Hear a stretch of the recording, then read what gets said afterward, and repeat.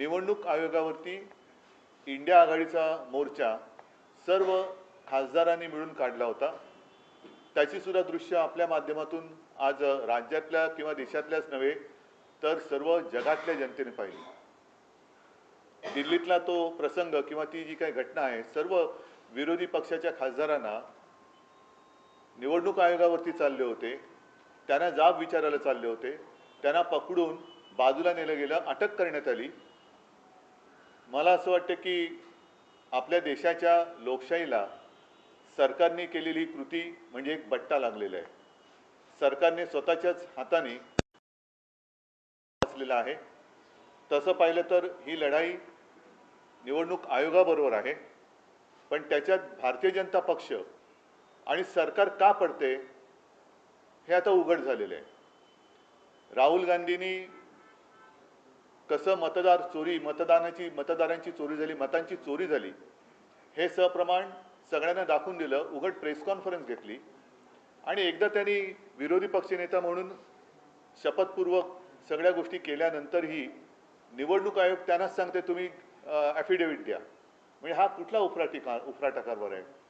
आता सुद्धा बिहारमध्ये लाखो मतदारांची नावं जी काय वगळली त्याला काय त्यांनी म्हटलं SIR, आणि सुप्रीम कोर्टाला निवडणूक आयोग सांगते की ही वगळलेली नावं तुम्हाला द्यायला आम्ही बंधनकारक नाही। मला एक प्रश्न विचारायचा आहे की सर्वोच्च न्यायालयापेक्षा निवडणूक आयोग किंवा आयुक्त हे मोठे आहेत की काय? म्हणजे सर्वोच्च न्यायालयापेक्षा आपण असं मानतो आणि आहेत घटनेमध्ये की राष्ट्रपतींचे अधिकार हे सर्वोच्च असतात आहेत। आता राष्ट्रपतींच्याही वरती उद्या राष्ट्रपती नाही काही सांगतील तर निवडणूक आयुक्त हे राष्ट्रपतींच्या बरोबरीचे अधिकार दिलेले किंवा राष्ट्रपतींच्याही वरती आणि सर्वोच्च न्यायालयाच्या वरती अधिकार असलेले पद आहे का?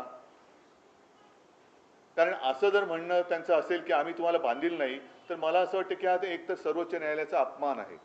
आता त्याच्यावरती सर्वोच्च न्यायालय काय निर्णय घेते हे आम्हाला बघायचं आहे, सगळ्या जनतेला कुतूहल आहे। लोकशाहीची लढाई ही तुम्ही चेपून टाकता आहात आणि परत एकदा सांगतो, संपूर्ण जगाने आज पाहिलं की हिंदुस्थानमध्ये जिथे जगातली सगळ्यात मोठी लोकशाही आपण मानतो त्या लोकशाहीचा बळी किंवा लोकशाहीची हत्या ही दिवसाढवळ्या होते।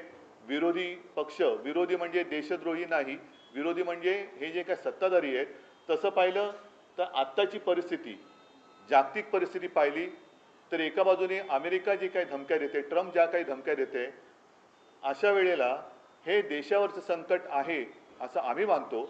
आणि जसं पेहलगामवरच्या हल्ल्यानंतर आम्ही सगळे विरोधी पक्ष हे एकदिलाने एकजुटीने देशासाठी पंतप्रधानांच्या सोबत उभे राहिलो, तसं पंतप्रधानांनी देशातील सर्व पक्षांना एकत्र बोलून विश्वासात घेऊन देशासाठी आपण काय करू शकतो हे विचारण्याची आवश्यकता होती, नव्हे तशी आमची अपेक्षा होती। पण तसं न करता अमेरिका वगैरे नंतर देशाचं संकट नंतर बघू, पण आधी भाजपावरचं संकट आणि झालेली मतांची चोरी जी पकडली गेले ती कशी लपवता येईल ह्याचा हा आटापिटा चाललेला आहे, हे उघड उघड दिसते। म्हणून एकूणच मी सर्व जनतेला आवाहन करतो आहे की जे काय चाललंय हे तुम्हाला पटतंय का? कारण भ्रष्टाचारांबद्दल आम्ही जो काय आवाज उठवलाय, रान आता पेटवायचं आहे।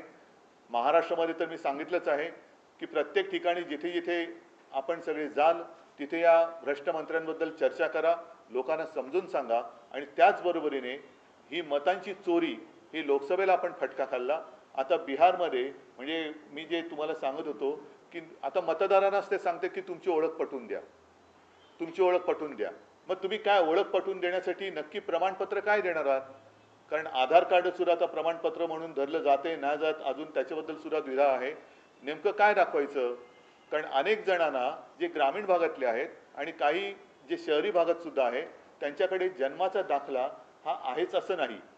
मग हे शेवटी जे काय चाललेलं आहे, म्हणजे तुम्हाला जे काय वाटतं की ही मतं आपल्या विरोधात आहेत त्यांची सरळ छाटणी करायची आणि जसं राहुल गांधींनी दाखवून दिलं तसं मतांची चोरी करून आपली मतं वाढवायची, हा संपूर्ण जो काही चाललेला आहे हा खेळखंडोबा आणि हा दरोडा आहे लोकशाहीवरचा।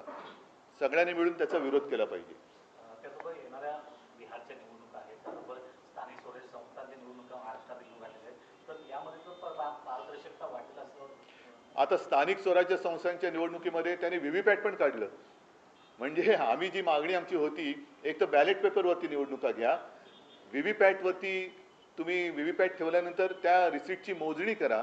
ती मोजणी कधीच झालेली नाही आहे. एक काही थोडंसं एक त्याला काय म्हणतात सिम्बॉलिक अशी मोजणी होते. आता ते व्हीव्हीपॅट पण काढून टाकतात. म्हणजे आमचा व्हीव्हीपॅटवरती सुद्धा संशय होता, ती रिसिप्ट पडते की नाही, ती दिसते, ती तशी खाली पडते की नाही. म्हणजे एक एक निर्णय हे निवडणूक आयोग स्वतःच्या मर्जीनुसार घेत चाललेले आहेत. म्हणून मी विचारलं की निवडणूक आयोग राष्ट्रपतींपेक्षा मोठे झालेत का निवडणूक आयुक्त? तुम्ही जे आंदोलन आज केलं त्याच्यावरती मुख्यमंत्र्यांनी असं म्हटलेलं आहे की आम्ही लोकांच्या प्रेमाची चोरी करतोय, परंतु उद्धव ठाकरे जाऊ द्या, त्यांच्याकडे आज तोंड दाखवायला जागा नाही. त्यांनी दुसऱ्यांच्या पापांवरती पांघरून घालण्याचं एकच काम त्यांच्यावरती त्यांच्या श्रेष्ठीने सोपवलं आहे. मी त्याच्याबद्दल काही बोलू इच्छित नाही. एकतर दिल्लीमध्ये जो काही आज तमाशा जो केंद्र सरकारने केला तो अत्यंत लांछनास्पद आहे. त्यांनी विरोधी पक्षांना मला असं कळलं की खासदारांना सांगण्यात आलं की तुम्हाला निवडणूक आयोगांकडे नेतो, गाडीत बसून त्यांना पोलीस स्टेशनला नेलं. आता ही माहिती किंवा ही बातमी खरी असेल तर हे उघड दरोड्याचंच काम झालं. आणि म्हणून मला असं वाटतं की परत एकदा पंतप्रधान असतील किंवा संबंधित मंत्री असतील त्यांनी समोरासमोर बसून जे प्रेझेंटेशन राहुल गांधींनी सगळ्यांनी दिलं ते त्यांनी स्वतः समजून घ्यावं. उद्धवजी, ज्या पद्धतीने दिल्लीत ज्या पद्धतीने मोर्चा झाला, यापूर्वी देखील आपण देखील असलेल्या अतिथी जे असतील मतदानाच्या गोळ्यासंदर्भात वारंवार पोट दाखवलेला आहे. दिल्लीत मोर्चा झाला तर महाराष्ट्रातही हा मुद्दा लावून धरणार आहात किंवा काय या दृष्टीने? सगळ्या देशभर हा मुद्दा लागला पाहिजे, लावून धरला पाहिजे, कारण देशातल्या लोकशाहीचा हा विषय आहे. जसं लोकसभेला त्यांनी मतांची चोरी केली, महाराष्ट्रात विधानसभेला सुद्धा ते परकला प्रभाकर पण बोलले की 6 महिन्यात जवळपास 45 लाख मतं वाढली. ही आली कुठून मतं? त्याच्यामुळे मी तर सगळ्यांना सांगतोय की आपलं नाव पहिलं तपासून घ्या मतदार यादीत, आणि आपल्या पत्त्यावरती आणखीन काही मतदार घुसवलेत का हे सुद्धा तपासा, असं मी नागरिकांना आवाहन करतो. एकीकडे निवडणूक आयोगावर प्रश्नचिन्ह उपस्थित तुम्ही करता, त्यासोबतच शरद पवारांचं एक मोठं वक्तव्य होतं की 160 एकंदरीत उमेदवार आम्ही निवडून देऊ. 2 जण भेटली होती, राऊतसाहेब गणपती तुम्हाला सुद्धा भेटली होती. नाही, एक सांगतो तुम्हाला, निवडणुका आल्यानंतर अशी लोकही भेटत असतात, पण त्या गोष्टी कधी आम्ही गांभीर्याने घेतल्या नाहीत. आता असं वाटतं की पुन्हा ती लोक आता कुठेतरी शोधून, कारण त्यांना जास्त आम्ही काय तेव्हा थारा दिलाच नव्हता, कारण आम्हाला अशा पद्धतीने जिंकायचंच नव्हतं. आमच्या कर्तृत्वावरती विश्वास आहे, म्हणून आम्ही त्यांच्या नादी लागलो नाही. आणि आता खरंच ते जे काय भेटून गेले ते पुन्हा कुठे सापडत आहेत, आणि सापडले तर त्यांच्याकडनं या गोष्टी आम्हाला ऐकण्यामध्ये आता रस आहे. तुम्हाला पण भेटली होती? नाही, मला ह्याच निवडणुकीत नाही, यापूर्वी सुद्धा अगदी जेव्हा आमची भारतीय जनता पक्षाबरोबर युती होती तेव्हा भाजपाचेच एक नेते EVM कसं हॅक केलं जातं हे त्याचं त्यांनी इकडे आम्हाला प्रात्यक्षिक दिलं होतं. कोण नेते होते?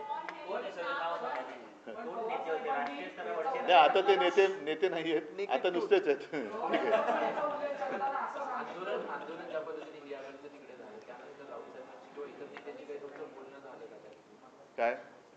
आंदोलनानंतर हो, आता संजय राऊतांशी मी बोललो. आता पुन्हा ह्यांना तिकडे पोलीस स्टेशनला नेलं असताना मला असं कळलं की संसदेत घाई गडबडीने 2 बिलं काहीतरी त्यांनी मंजूर करून घेतली. आता त्याच्यावरनं परत तिकडे होईल. आता 4 वाजता परत, म्हणजे आपली इथे प्रेस चालू असताना तिकडे संसद सुरू झाली असेल.